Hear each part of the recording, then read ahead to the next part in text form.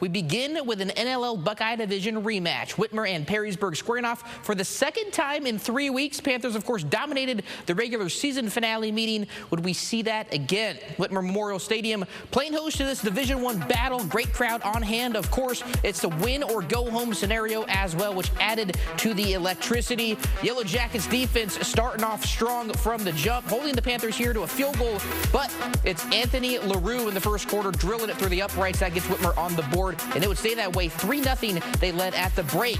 Second half now, it's the other kicker, Whitmer, getting Perrysburg on the board with a field goal of himself. That ties the game up at 3. Fourth quarter we go, still tied. Whitmer's offense finally gets going. Jamon Holmes powering his way in for the game's first touchdown to go ahead, and then later it's Holmes again, because why not? If it ain't broke, don't, or if it ain't broke, yes, don't fix it. If Holmes finds the end zone again to add another 6 to the board, and that would be it. 17-3, Whitmer does it again to defeat Perrysburg, this time eliminating them from the postseason. Here's Noel Blumel with more from Whitmer High School.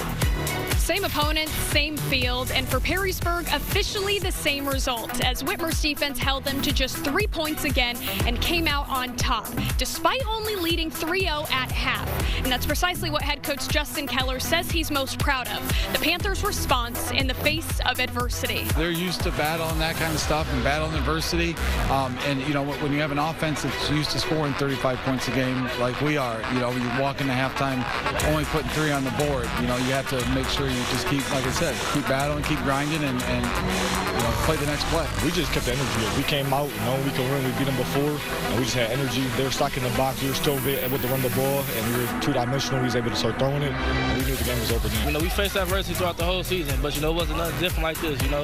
Us just being, you know, staying focused. You know, that first half, it was definitely bad for us, but second half, you know, we regrouped, we got with each other, and, you know, we had the ball out. Whitmer beats Perrysburg for the second time in 2 weeks and advances to the third round of playoffs, and they'll face St. Ed's next week.